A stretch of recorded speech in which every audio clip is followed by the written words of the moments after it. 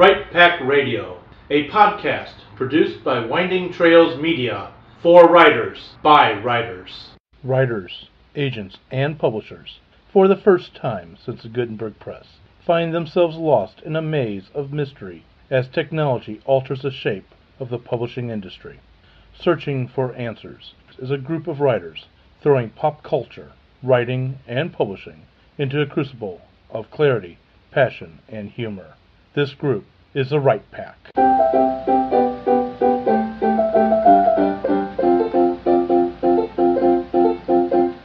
Welcome back to Right Pack Radio. This is your host, David Allen Lucas, president of Winding Trails Media, that brings you this episode, and writer of Crazy Things Now, cutting over to audio plays.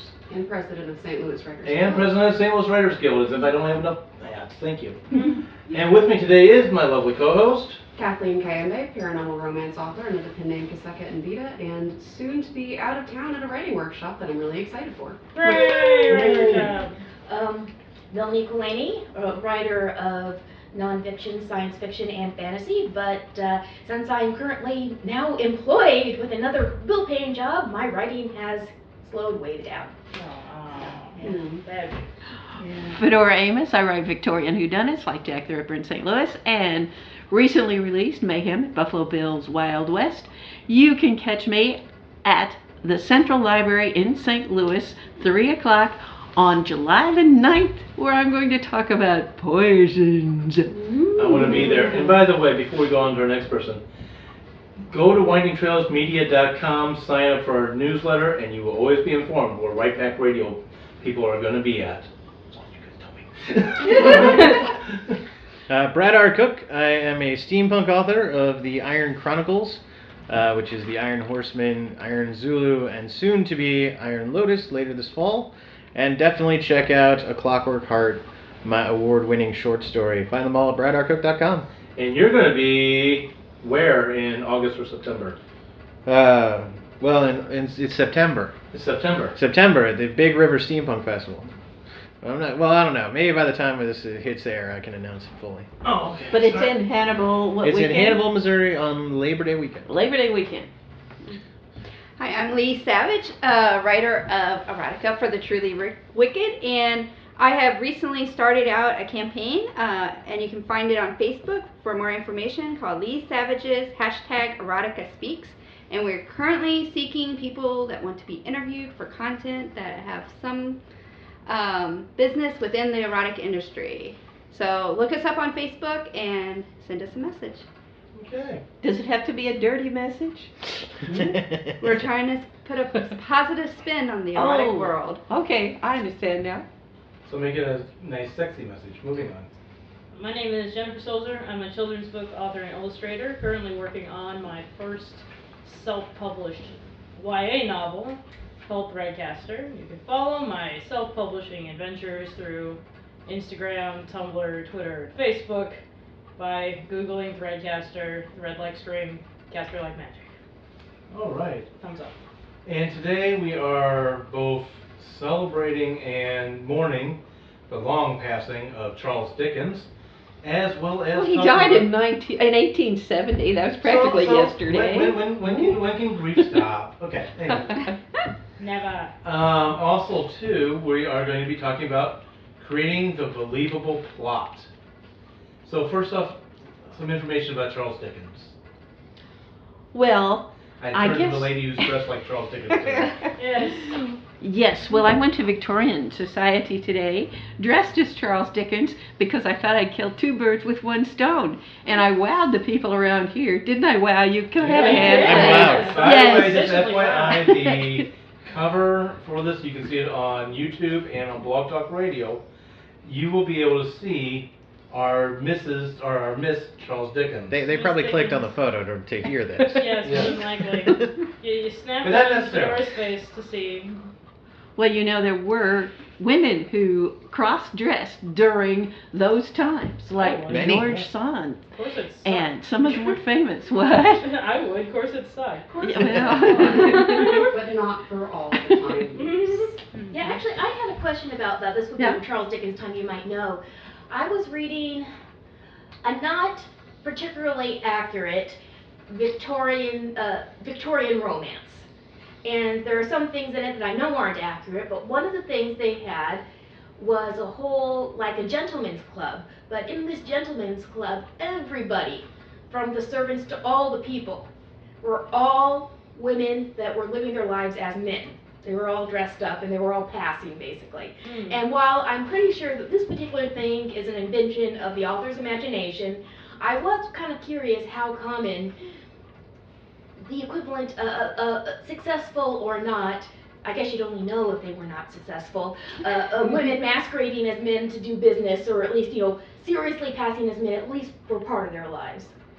Well, all I can tell you that is absolutely factual is that during the Civil War there were at least 300 documented cases of women who successfully, and this is out in, marching in the fields and everything, successfully served in various forms, mostly as privates, right down at the base of the entire army structure, and were successful until they got wounded and were discovered or died even, years and years later, Yeah, possibly. I really wonder, what's the percentage of successful never caught? Well, I need to pull this back. We are way. Yeah, but just to throw in an answer about actual people's, it was a really common way because women were not allowed to hold jobs. Right. So if you didn't have a man in your house to go work, or if the guy was a bum and didn't have a great enough job, it was really common to dress up as a man and go get a job. So it is hugely common. Well, and speaking of poverty, to bring it back to Dickens. Thank you. Sadness. Rounding back around to Dickens, it was his second favorite topic, or his favorite Well, he topic. had a great social conscience, I Yes. think, and that's one of his enduring legacies to the rest of us, that he did have a social conscience, and he came by it honestly because his father was sent to debtor's prison, that's what I was just about to and mention. the whole family went along at the time. Yep. They had no choice about it until they were bailed out by a little legacy that allowed them to leave debtor's prison. But wasn't Dickens let out so he could, work and send back money? He, when he was a little bit older, he did work, excuse me, as a label paster in a bootblack industry. So he knew a lot about child labor and wrote against that very effectively in the Times, because while he died in 1870, the child labor laws started coming along in about 1890, by the time a lot of people had digested his words, as well as many others who were against these child labor acts, or just letting them... You could almost call him an investigative journalist shining a light on child labor. Yeah, very much so. Because the situations were horrible, and they often were maimed for life. And to give you an idea, in a sewing nothing. factory, like a garment factory, they would be the kids would run in through the machines as it's running to thread the needle. And they oiled them and oiling was another big one. cleaned them with rum and then oiled them, also while the blades were running. Yep. It was hideous and Scary horrifying. stuff. And these are kids that are 7 years old. Or younger, yeah. Go ahead. So you mentioned a few things that Dickens did, like I'm guessing he wrote essays to this effect. What did he write? Why is he so special that he we're wrote talking about books. him today? Like, Books. But they were Never like heard of essays. Charles Dickens. all right. Never. Well, to give you a few kind of examples, obviously, probably his biggest well-known work would be Oliver Twist, showing the blight of kind of a lack of any real structure into. I guess orphans. Orphans, thank you. Good word for it. Well, and then Oliver Twist was, that was where the line is, can I have some more, sir, these? Yes. Yeah, have some more. Please, sir, may I have some And then more? the reply is, A Christmas Carol is very much has that poor, undercurrent running, through And it. the mean boss. Yes, and Mean boss that and kind of working showing class. that difference between the rich and the poor was a common thing he wrote. But something else that he's very well known for is A Christmas Carol. yes. Yeah, Tale of Two Cities. Well, he's known for a lot of things, but yeah. A Tale of Two Cities obviously shows that same plight between, poor and rich. or the downtrodden and those of society, those who. No one's mentioned Government. my 9th grade reading assignment, which was Great Expectations. Yep. Well, That is because I his hadn't best. changed it. Yeah. Yeah. That was his best. We could also go to I David Copperfield and a ton of other works. David Copperfield was sort of like the first one of the early memoirs. It was a fictionalized autobiography. It actually started as a serial and got turned into a book later. A lot of this did, Mhm. which can explain the lack of editing with some of them. Somebody explain what a serial is? So he worked for It was journals, published several in, journals, yeah. in magazines Yeah. and newspapers. So he would work for them, serialized. yeah, and every month or every issue, a new tale of David Copperfield would come out. It was a About 5,000 really words. popular way in the 1800s and early 1900s of getting content out. In fact, Sam Hellman, the president of St. Louis Writers Guild, had a monthly column in the St. Louis Post-Dispatch, and that's actually how he got out of news and into writing fiction, and then went on to write movies. That was 1920s. Yeah, back in the day when 1917. Dickens was writing, and Alexander Dumas, one brand of my Yep. favorites, they were literally writing, being paid by the word, and they were coming out monthly or weekly. Yep. They weren't. It wasn't. You would go to the bookstore to buy their book. It was you're gonna pick up the newspaper and read their story. And you have to understand, no TV, so this is the Yeah. episodic television show of the Victorian age. Also, it was far cheaper than buying a book. Books were yes. quite expensive. They were nicely bound, and they were for rich people. Yep. Yeah. But this was for a popular audience. It was then something that he created, I think, almost from nothing. The Pickwick Papers being the first of these serialized, and they had to have approximately the same amount of room for each publication, whether it was a newspaper or whether it was a magazine section, and they had to come out on time with severe deadlines, and they had to make sense to some degree on their own, and they had to be compelling enough that people would come back each time. Yeah. Aren't these some of the greatest traits that we as writers are trying to cultivate? Seriously. And he By was the one of the way, the great Pickwick Papers inspirations. started in 1836. Yes, it was I didn't a long realize it time was ago. that early. Oh, That yeah. is amazing. Yeah, and one of the things about serials, it's kind of important if you're studying writing to know how things were first published, because there are certain scenes in certain books that really get you to think, okay, why did he write this? And the reason why he wrote it was likely is because his chapter of the story, it's like, oh, I need a couple more thousand words, what do I write?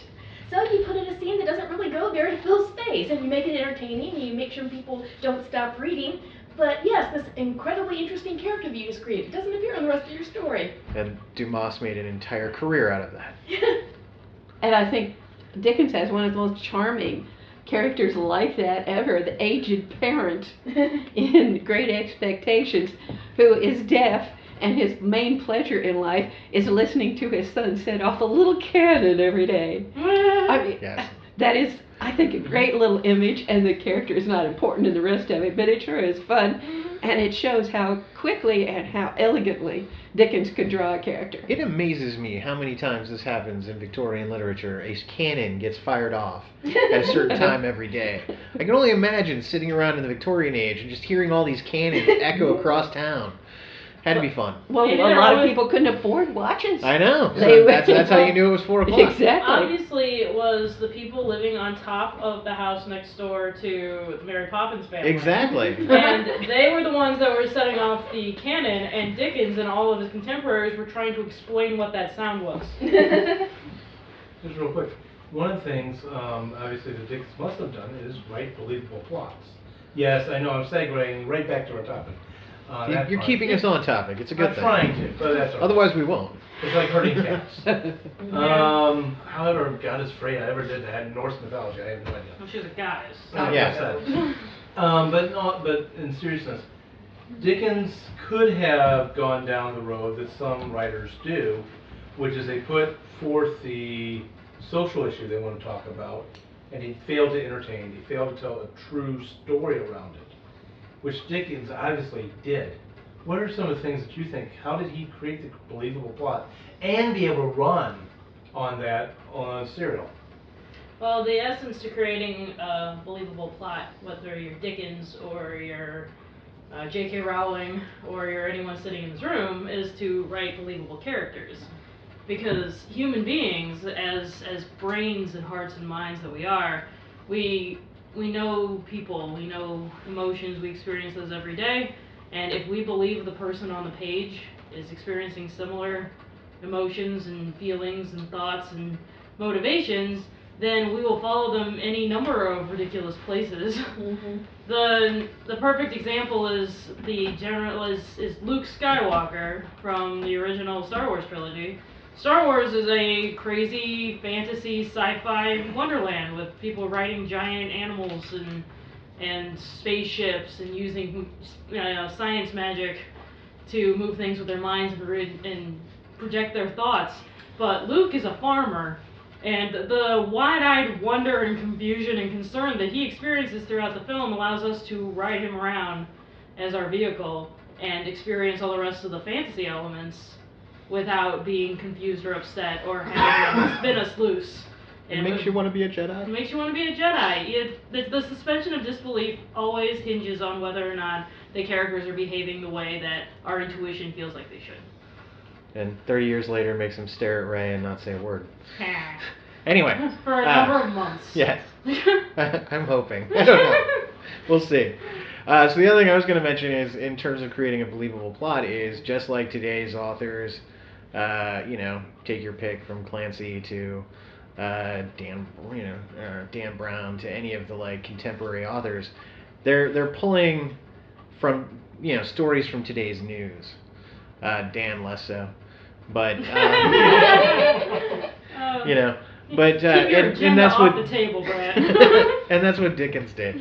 He took the plight that was around him and turned it into a novel that everyone loved because he was shining a light, as we were just mentioning, onto something that was happening in today's world. So, in his day's world, I should say.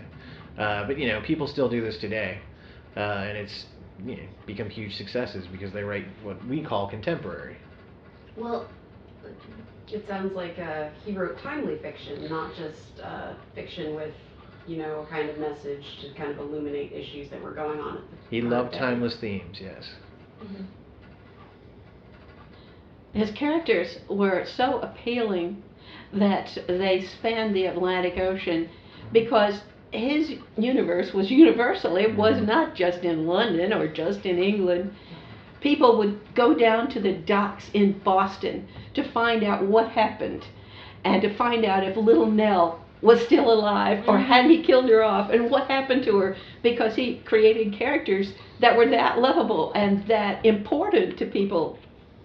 Well, he was writing in the industrial age, and this was a time when, for the first time that the people remembered at least, and it's certainly not the first time in human history, social movement was possible and even common. Maybe not from the lowest to the very highest, but you could certainly start out poor, and it's very American ethic, very American ethos where, your hard work, your work ethic can make you succeed, which isn't exactly what he was writing about, but point is, the downtrodden could dream of the better life, and somehow he made characters that, for the well-off, they sympathized with these characters also, so... You too could get adopted by a rich family. Yes. So, or you have an inheritance that could come in.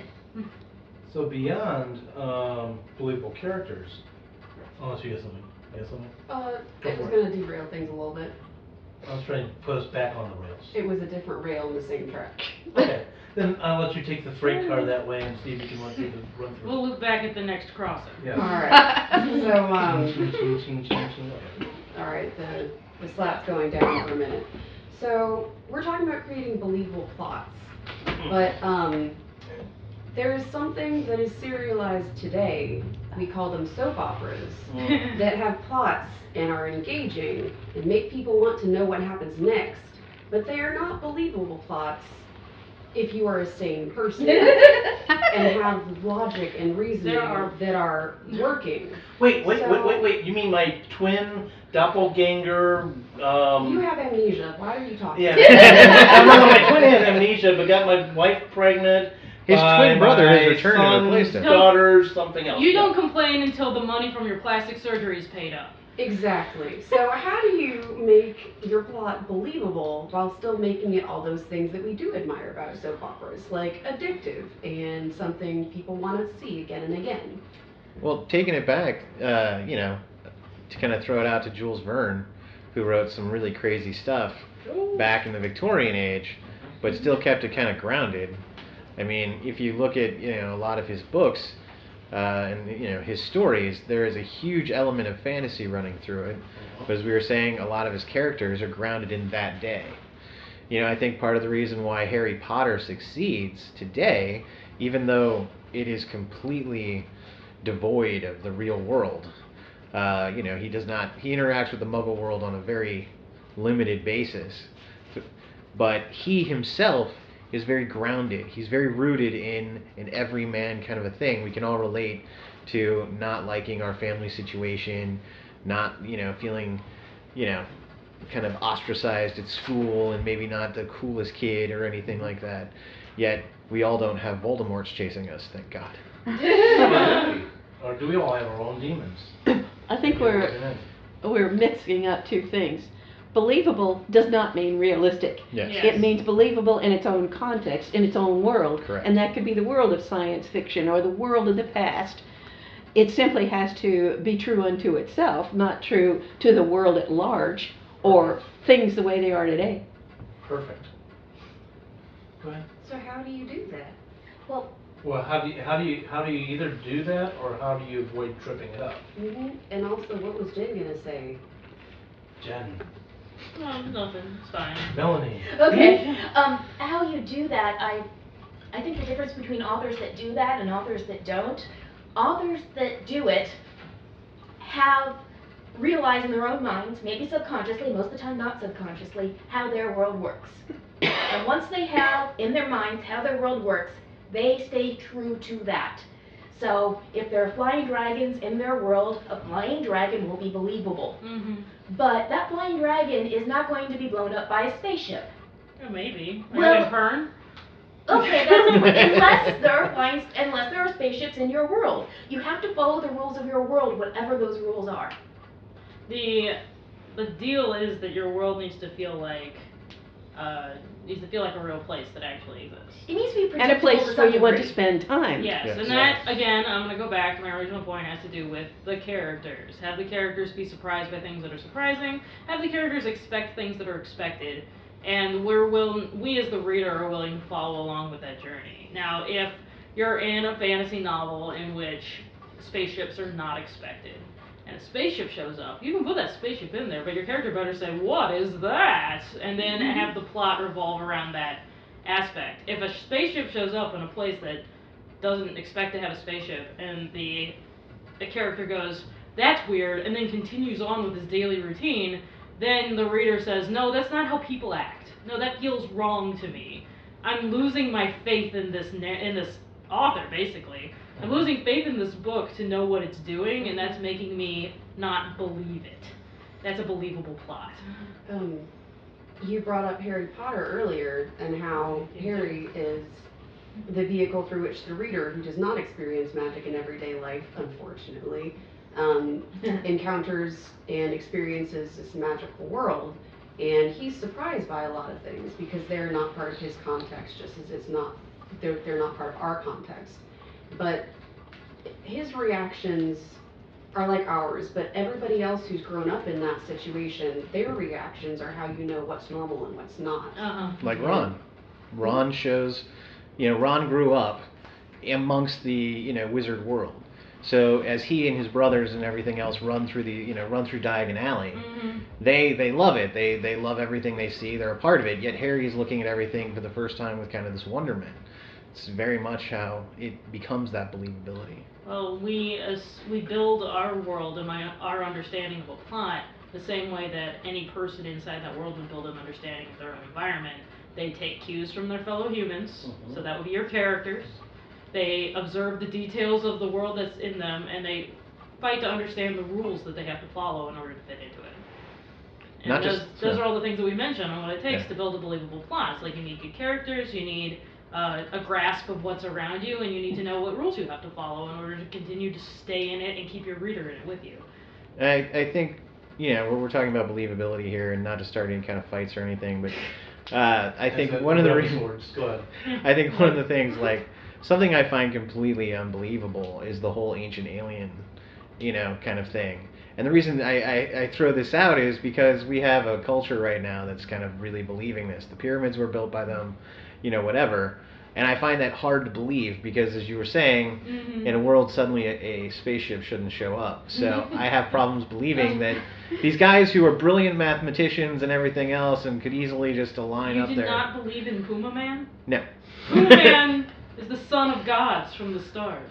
So, I tend to think that it was a bunch of guys putting blocks on top of each other in the middle of the sand, as opposed to an alien showing up and going, stack those blocks over there. Well, here to continue to follow your train, not to poo-poo on conspiracy theorists and whatever. People can believe anything that they want. I'm not going to yell at them for that. But following the train that lots of people believe in ancient aliens versus learning how these things are, quote-unquote, actually built. Because we're going to go with actually built here. I'm on your side. I think that they probably built them themselves. Yes. But the same with the Moai men and Easter Island and Stonehenge and all of these great marvels. It's so much more interesting to me and to historians to figure out how it was done. Because we are operating within the context of these are mortal men and they're building these wonders. How did they do it? And that's a more engaging story than the alien came and did it. Yeah. Because Alien came and did it is the same thing as God did it. It's a cop-out. Yeah, and It's because of the search for a new and more powerful God than one we found so far. And it follows the rules of building a strong story. We want characters we believe in, that we relate to, these human beings. We know the rules of the world in which they're living. We know that these stones are too big for a mortal man to carry. And we know the rules that they're going to have to follow. They only have this level of tools. They only have this many people at their disposal. How do they do it? Well, they walked the Moai men one step at a time across. They used when ropes. they figured out how, it's brilliant. It's awesome. And that is so exciting. Exactly. To discover this, this truth because it's working within the context of what we understand. Staying with this, but personal philosophy. I'm like everyone else here. No, I don't think aliens did this. Why did this become a debate about? But like I said, I didn't want to start it, but I did. No, I want to bring this back to believable plots. Yes. I'm going to go with the ancient alien theorist stories out there. Take a look at some really good. There's some really good fiction stories out there, movies and TV shows and books that take this concept and then they make a believable plot around it. I'm going to talk about really fast a movie that turned into a 10-year TV franchise. And then they broke off into various other ones. Stargate. Yes. Yeah. Stargate was all based on that. And if you take a look at how they took this crazy, I'm sorry guys out there, for those of you who actually believe it, crazy alien comment, crazy alien idea, and then they built believable characters, a believable situation with suspense or a reason for the plot to go on. Somewhat believable. Yes. Well, inside of its universe. Okay, the whole universal translator thing was never really explained, but the movie didn't have that, so Yeah. Well, yeah. But your point still stands. Right. Yeah. The universal translator came out for the same reason it came out in Star Trek. It's cheaper to do it. Yeah. I mean, point blank, that's a money thing. Yeah. But there's some of the things we haven't quite hit on yet. I know we've talked about believable plots, believable story worlds. And Fedora's got something here coming up next. But my question really is what drives these believable characters onward into making a real plot? A murderer doesn't become a murderer because, I'm a murderer today. That was hopefully your bag. But we got Dexter out there, stories like that. Well, Dexter has an explanation as well. He's a sociopath. Well, yeah. But most sociopaths aren't serial killers. Right. So that's kind of where I want to go. But go ahead. Back to Fedora. I'm going somewhere else with this whole thing here. Okay. Well, I don't believe you one bit. I am going to bring it back to this. So go for it. Some sociopaths are nice people, guys. We get elected political office. We know. I think we should revere Charles Dickens for doing one very particular thing among many other wonderful things that he did. And that was to give us the cliffhanger ending, because Yes. that's what he needed in order to make his serials work. Yep. And I would like to read you one. This is from David Copperfield. Yep. With those words, he took her up in his arms, and with the veiled face lying on his bosom, and addressed toward his own, carried her, motionless and unconscious, down the stairs. Charles Dickens is on my bad list now. He's responsible for this? I hate cliffhangers.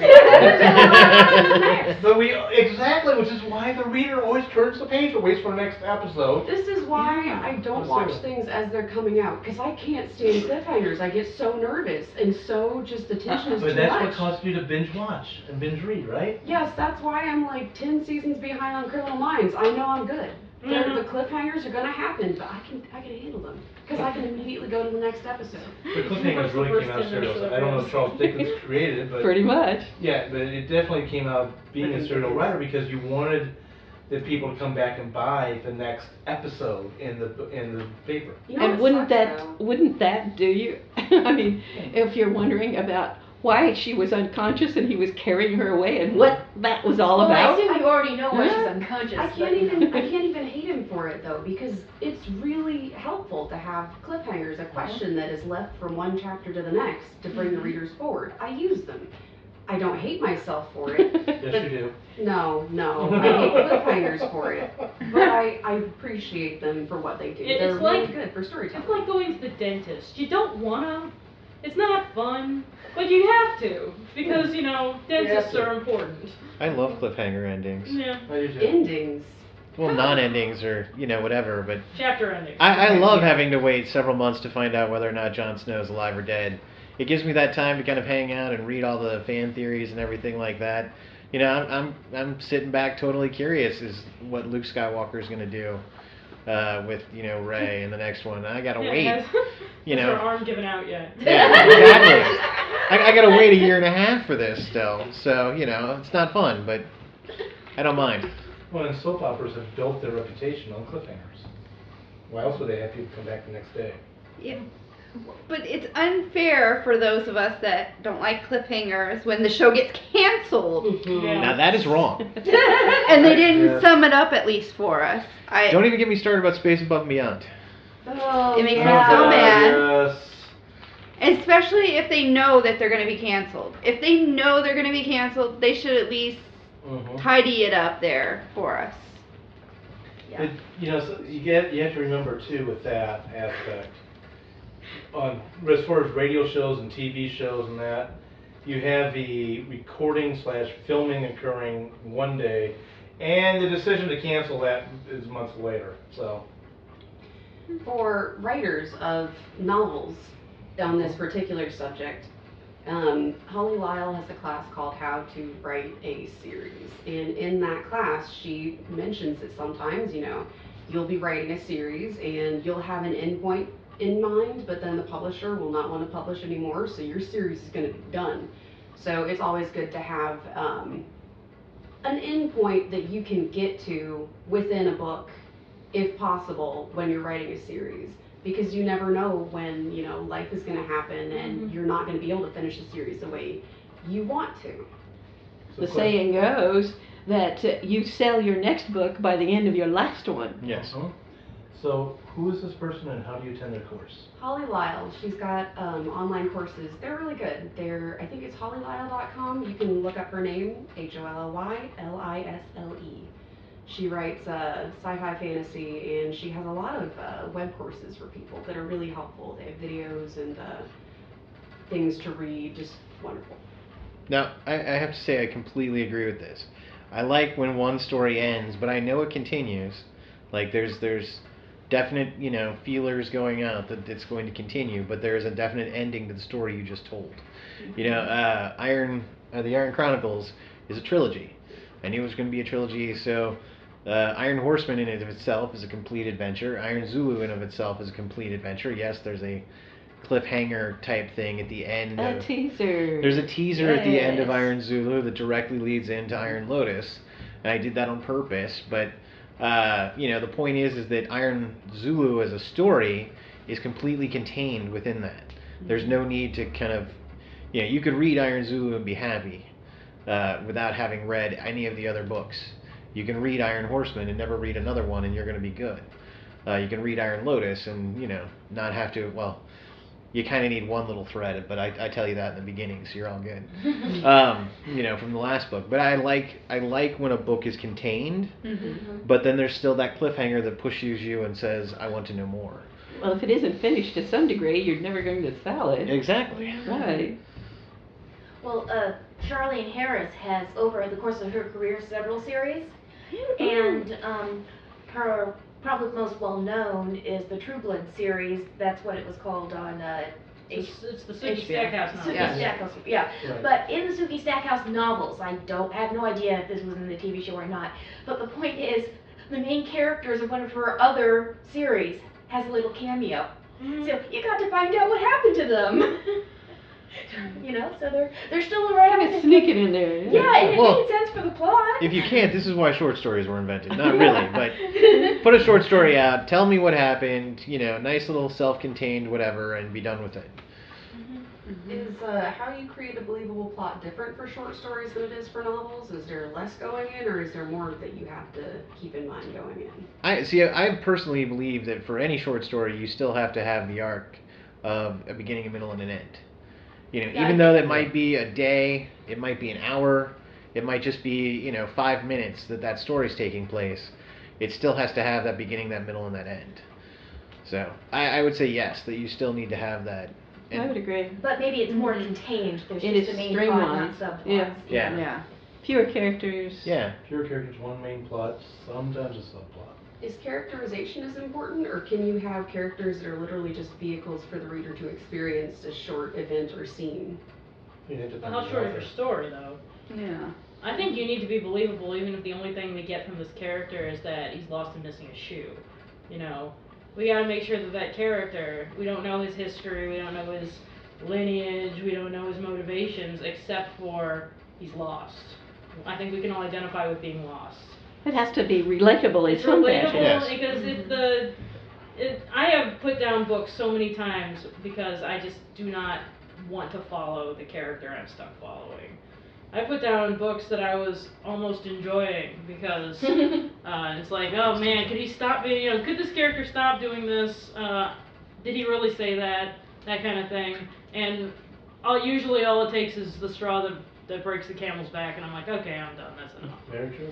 So even if it's a short story and your character, you don't flesh them out a whole lot, they still need to act believable given the context and the situation. You have to they're always in. remember Definitely. that your character, even if they're an alien creature, because you're writing to a human being, needs to have a human soul in them. They need to be able to react to their environment in a way that doesn't feel upsetting to your reader, so that your reader can happily follow them down that path. Something akin to Toy Story. It's nothing but a story about toys.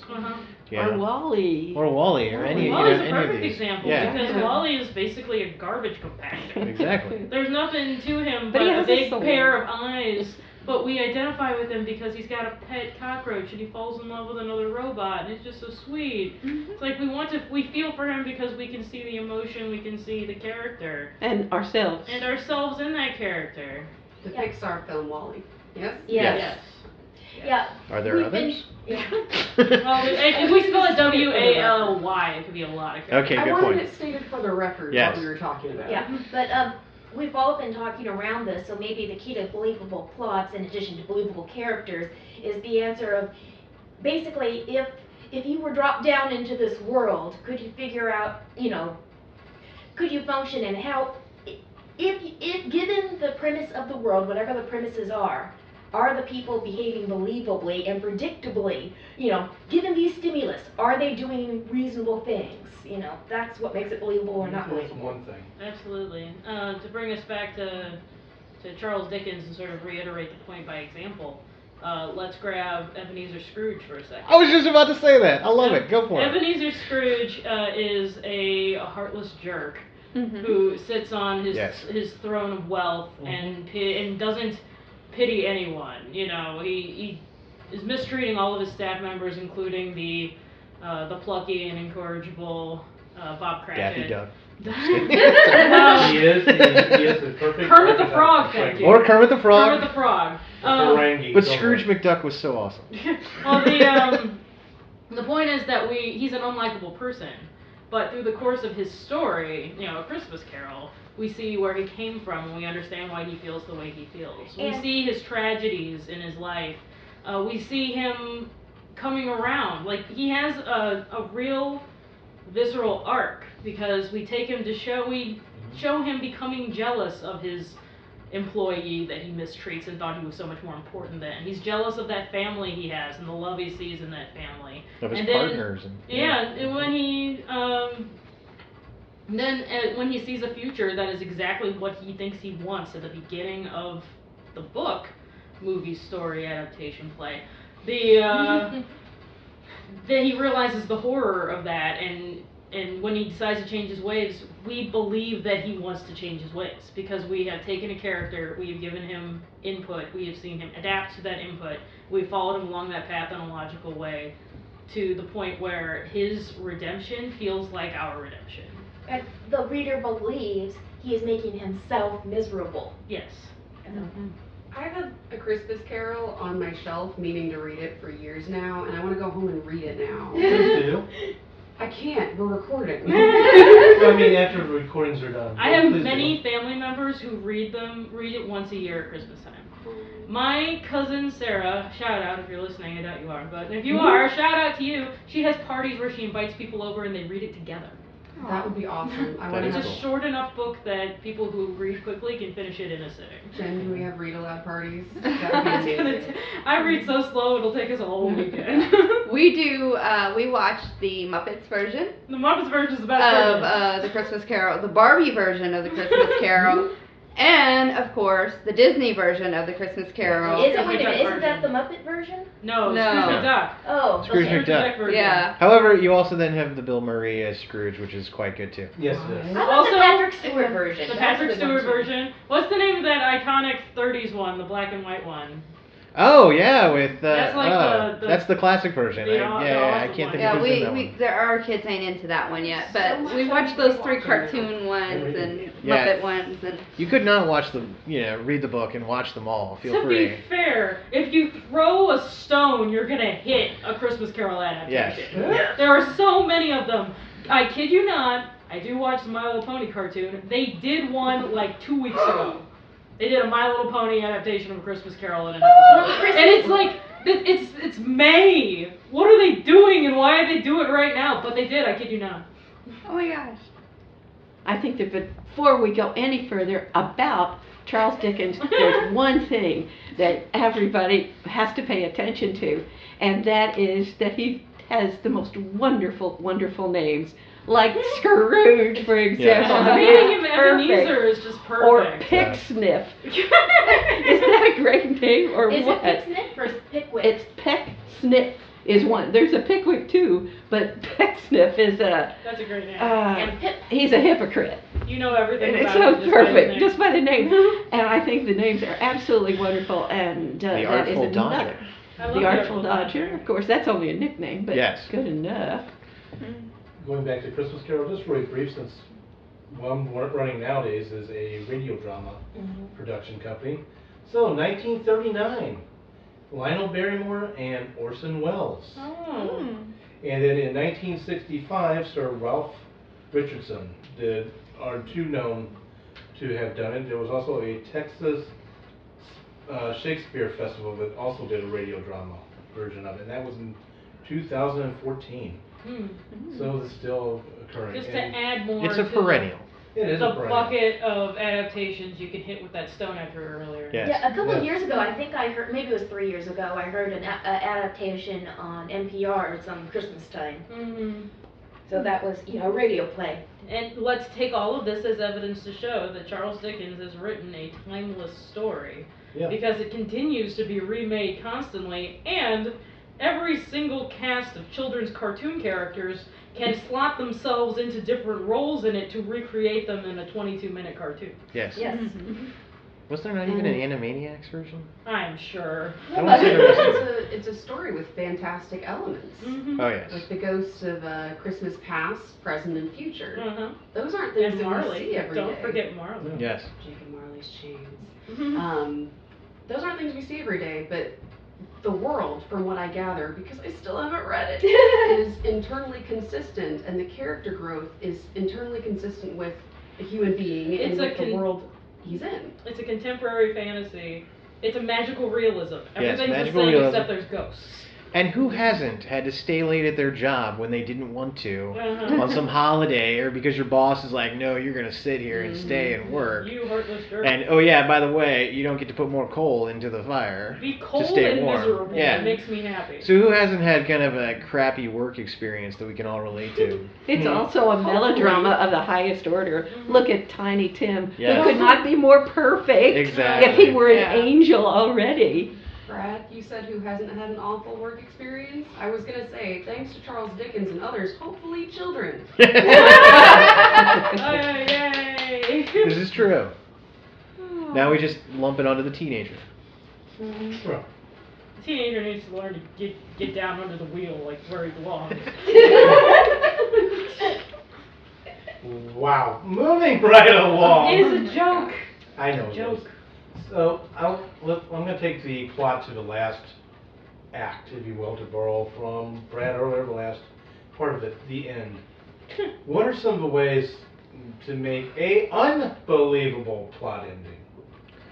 I think we already established bringing in ancient aliens as We well. did that Take Yeah. all of your writing advice from soap opera plot structure. Another good one, yes. one. A deus ex machina kind of coincidence. Yes. Yeah, Or right. That's just- a cop-out. Explanation. Right, a cop out of some description. Basically, somebody sweeps in and fixes it.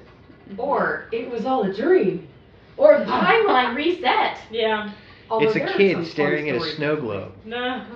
Shout out to anyone who watched St. Elsewhere. Yeah, yeah. In romance, you make sure that you don't make the people that have to get together at the end do something so unforgivable that it's unbelievable that they would get together at the end. Because there are certain things that your reader will not forgive, so therefore it will be completely unbelievable if you make your characters forgive the other one and get together at the end. And there has been some authors that have done that, and it's not good because it gets spread out all over, and then their books don't sell because it has went all over social media that, oh my God, the character did that, and Kill my it's whole totally- family, but I love them anyway. Yeah. So. Yeah, my Wait, mom. didn't that work for Romeo and Juliet? Sorry. Yeah, my mom put down a series. She liked the style, she even liked the characters, but when she got to the third book and the killer was insane, just like it was in book number 1 and number 2, she got very tired of it. It's like, how are you supposed to figure out who the killer is if they're all crazy? I mean, there's no real motive. Well, or can we no, talk they're about the crazy. Scream series and just how many unfortunate people that poor woman has run into who end up becoming serial killers that want to kill her? Oh my God. She's a magnet. She's just very, very killable. I mean, No, she isn't. That's the problem. she's paid to play the most kill person ever who never gets dead. Yes. Yeah. But for some reason, every single one of her non-friends, satellite people who come into her life are serial killers that want to do her in. She would be a hermit by She now. needs therapy. She needs a therapist to talk to her so that she can learn how to make good friends. Just saying. That's one way. If you find out your life is like the life of someone in a story, you need counseling. You need help. Because protagonists' lives are not easy. We are terrible people to them. But her counselor will be a serial killer. True. Oh no. You're right. She'll just have to change them up, because if she hangs out with them too long, they'll become a serial killer. Yeah, because I think what it is there, and this happens in real life. Certain people just attract the crazies. They attract the people that stomp them down or abuse them. It's just you get set in that, and you keep attracting, or you keep latching on to those type of people. So that's what she's doing. She's unknowingly latching on to those type of people without realizing it. Before until we it's get too back late. to the topic then, DBT, Dialectical Behavior Therapy. It is going to teach you how to approach life in a way that is a functional adult and will keep you from attracting those people. If you're a weirdness magnet, learn about Dialectical Behavior Therapy and get some help and maybe, a lobotomy.